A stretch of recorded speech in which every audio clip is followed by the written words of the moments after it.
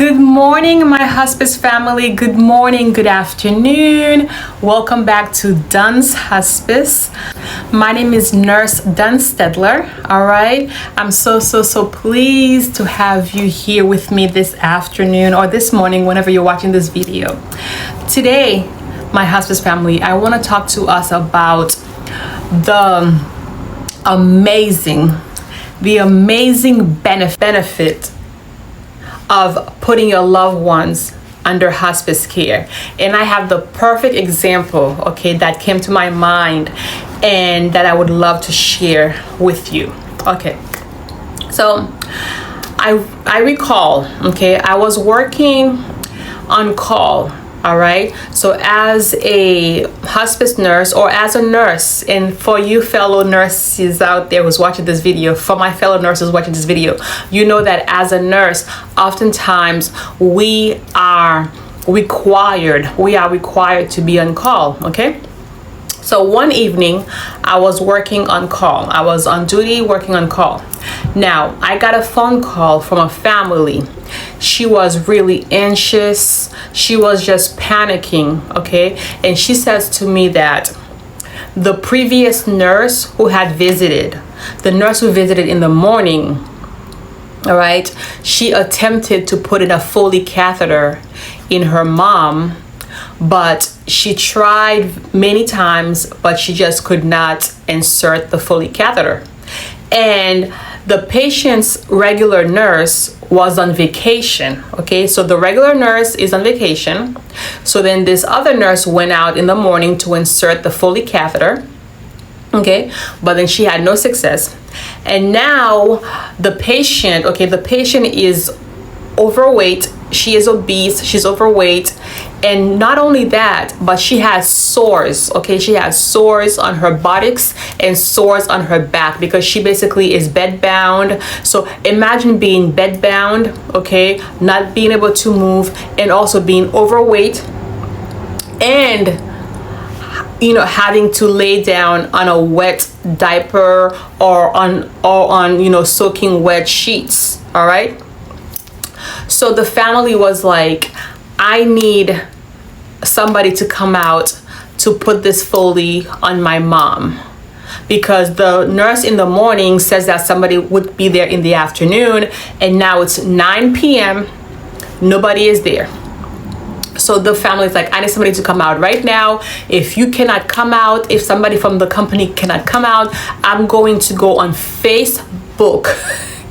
I kid you not. She said, I'm going on Facebook and I'm going to find somebody to come. I don't care if I have to pay them. I'm going to pay them and go on Facebook and to find somebody and hire them to come in to put this catheter on mom.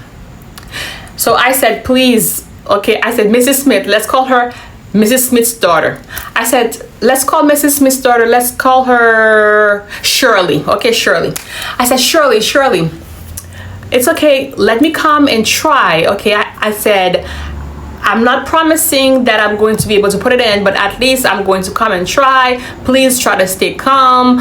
Let's hold off on trying to hire somebody off of Facebook, because that's not our protocol at all. That's not good practice.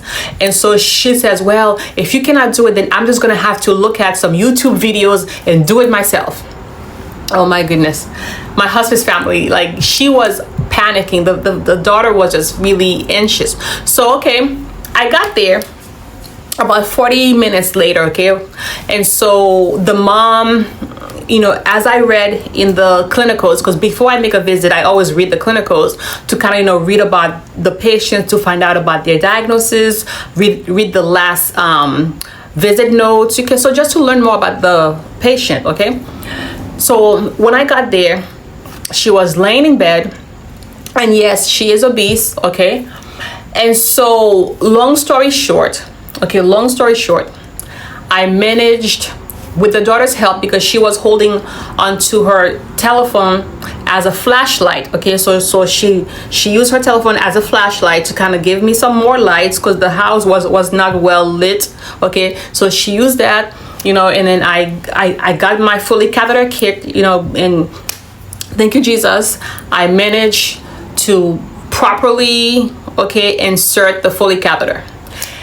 And the daughter was so relieved. She was so happy. She was so relieved. She was so thankful. Okay.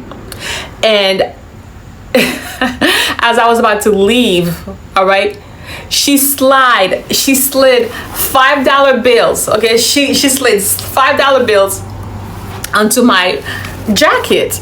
I was like, oh no, Miss Shirley, we cannot accept tips. We just can't. She's like, oh, just keep it. It's only $5. So as I was walking out of her driveway, I took the $5. I put it on top of her car, you know, because I'm like, I'm not gonna take no money. That is against policy, which goes back to my other point, but that's another video. Why is it that waitresses, it seems like everybody else can accept a tip, but nursing professionals, medical professionals can't? I don't understand why not. But anyhow, I follow policies. I'm like, you know what? So I said to myself, you know what? It's not worth me getting into trouble for $5. Okay, what is $5? I can't even buy a Starbucks coffee, seriously, with $5. So, but I was so thankful. Okay, like I'm sharing this message with you, my hospice family, to let you know, where else, okay, at 9 p.m., at 10 p.m., can you find a medical professional? Where can you find a medical professional person at 9, 10 o'clock, any time o'clock, 2 a.m. in the morning, to come into your house and to help your loved ones? Hospice. I'm telling you, hospice. And we are here to serve you at any time of the day. We are here to help you, because that family and the patient was alert and oriented. She was smiling at the end of the visit. She was smiling.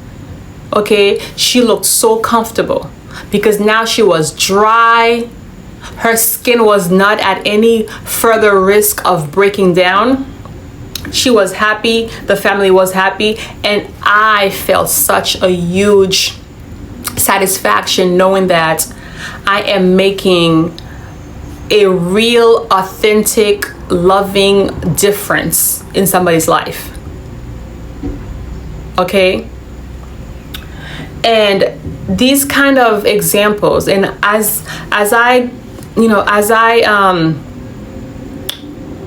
plan on sharing more of these examples with you, my hospice family, so that you can get I want us to have a human touch, okay?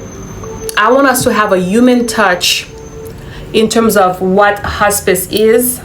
As this channel grows, I'm going to share more stories like these, because I want DunsHospice to have a human touch. I want this channel, okay, to have a heartbeat. I don't want it to just be another, medical educational channel. No, I want us to come together and share our emotions, share our struggles, share our stories, and also, most importantly, share our wins. Yes, because we are winning. We are here for each other. This is a community, okay? So let me know, my hospice family out there. Let me know if you have a similar story. Do you have a story? I want to hear from you. Share a story of a time when you really needed the hospice staff, when you really needed the hospice nurse, when you really needed the hospice social worker, or the hospice aide, the hospice CNA. Let me know a story, a time that they really made a difference in your life, or in your family's life, in your loved one's life. Okay, just let me know how a hospice nurse really helped your loved ones to be comfortable, how they went above and beyond your expectations. Okay, as always, my hospice family, take care of yourself, of each other. I'll see you in the next video. Like this video, please. Like, follow, subscribe. Okay, share this video, because my goal is to reach 1,000 subscribers, 1,000 followers, so that I can go live. Okay, I cannot wait to go live to answer your questions. All right, take care. See ya.